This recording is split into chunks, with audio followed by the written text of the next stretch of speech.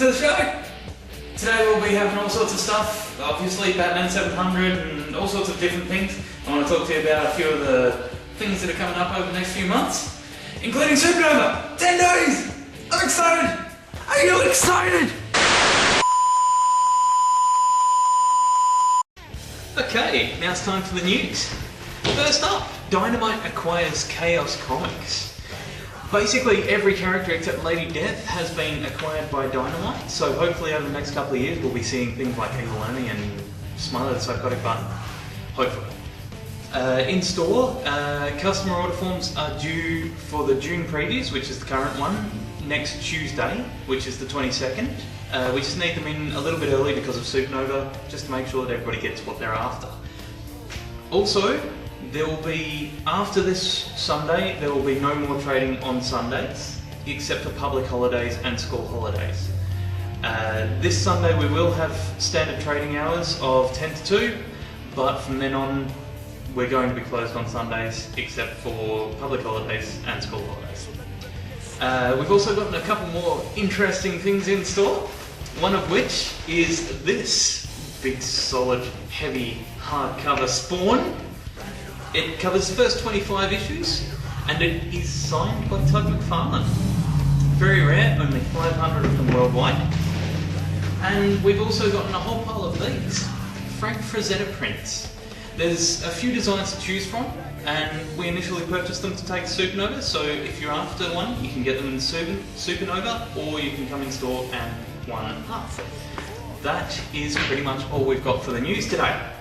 So let's move on to something else. It's time for another good idea, bad idea. Good idea. Putting your comics into plastic bags. Bad idea. Putting your head into plastic bags. The end. Okay, before we continue, I'd like to tell you about something that's going to happen at the beginning of October. I've just found out that there is an event on the 2nd of October called 24-Hour Comics Day. Basically what it is, from lunchtime on October 2nd, which is a Saturday, through to lunchtime on October 3rd, the Sunday, you have 24 hours in store to be able to draw a 24-page comic. It is a competition and it does get uploaded to various places, including inclusion in a couple of places in American libraries, as well as uploaded to Boom Studios themselves, which are supporters of the actual event. This hasn't been done in Australia before, not to my knowledge at any rate. But before we actually sign up, we want to make sure that it is actually worth doing, because it is quite a big event. I know a few people that would definitely be in on this, but we need to make sure that we are going to have at least 12 people before the event goes ahead. So if you can leave feedback in the comments below, or if you want to send us an email or something like that, even tell us in store. We need to know by the middle of July whether it's worth doing, because we have to sign up by then and get everything underway. So if you're interested in it, you have 24 hours to draw a 24-page comic, consecutive storyline, and you could end up with a job from it. Who doesn't want to be a comic artist? So let us know, and hopefully we'll get it underway. Should be awesome fun. Time for some reviews, and let's start with Birthday Boy. Batman number 700. This is a great comic. Everybody should pick this up if you like the movies or anything like that. You don't have to be into the comics that much, but this is awesome.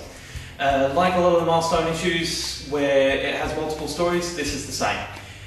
But these all tie in together. It has a flowing narrative throughout all 4 stories, covering Bruce Wayne, Dick Grayson, Damian Wayne, and whoever the future Batman is. All of the Batman characters solving one crime that took place in the original story all the way through. Brilliant read, you should definitely pick this up. While you're at it, you should probably pick up some other Batman ones as well. Gen 13. I used to read Gen 13 all the time and I loved it. Then I grew up and realised how silly it was. But I've gone back into Gen 13. They seem to have changed the team a lot. So a lot of people that haven't been keeping up with the current run of Gen 13 won't understand it, but we do have the trades, so if you want to catch up on them, easy enough. But this was a really good read, and I don't know who the artist is. Torian? He seems to be emulating the original Scott Campbell's artwork. So it looks like the original, reads like the original, just a few different team members. If you like the original, pick this up, for sure. What else have we got? The light. The artwork in this thing is so strange. Not bad, but weird. And the story, I'm loving it. It's your typical horror story and all that sort of stuff, but I'm really enjoying this. If you haven't been keeping up with it, go back, read the first couple of issues for sure, but I'm really enjoying this. You should definitely pick this up, for sure. What else have we got? Kato. Kevin Smith's Kato. Now this is an interesting comic. I don't know how to review this one. It's great. Let's start there. I'm enjoying all of Kevin Smith's stuff, but when you read it, you start to realise that it's a cinematographer's type comic. It is very cinematic, and not in the way it's laid out. You can see all of the cogs working, and it's enjoyable, but you see a little too much of the process behind it when you're reading it. Definitely worth picking up. I'm enjoying all of Kevin Smith's stuff. He's as good writing comics as he is with all his movies. So I'd check this out. Even if you didn't continue on, this is a really good issue to pick up. Where else can we go? Let's do some Marvel. Hellbound. X-Men Second Coming Revelations. Hellbound. This is wild. All of the Second Coming stuff's great. I'm loving all of the X titles at the moment, and this one is no different. This is the second issue, and you get to see Gambit as Death a little bit more, which is really interesting. You really get to see how much of a bad guy he can be. I've never seen him that mean before. But this is definitely worth reading. Grab the first issue and grab the second issue. They are worth reading. Even if you're not reading the rest of the Second Coming stuff, that is brilliant. Avengers Academy. X-Men for the Avengers.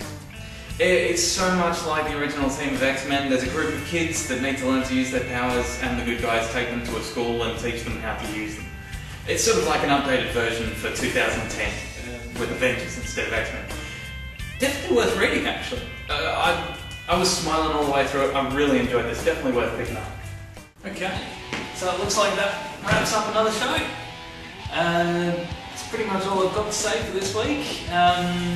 We're looking forward to Supernova. That should be awesome fun, and I hope we see everybody there. We're taking a whole pile of things with us to get signed and stuff like that. So hopefully we'll have a few of those back in the store for those of you that can't make it to Supernova. Other than that, I can't wait to see you all there. It should be a great time. I'm looking forward to meeting all of the stars and all that sort of stuff. And it should be interesting for our first major event. I'd just like to remind everybody again, if you want to take part in the show, do reviews, anything like that, be it text like Chio has. He's got another review for us in the review section, so check that out. Or if you want to do a video review or anything really, just let us know. Send us an email at the website, or even leave a comment at the bottom of the video. Other than that, hope to see you all at Supernova. If we don't see you before then, have a great day. See ya.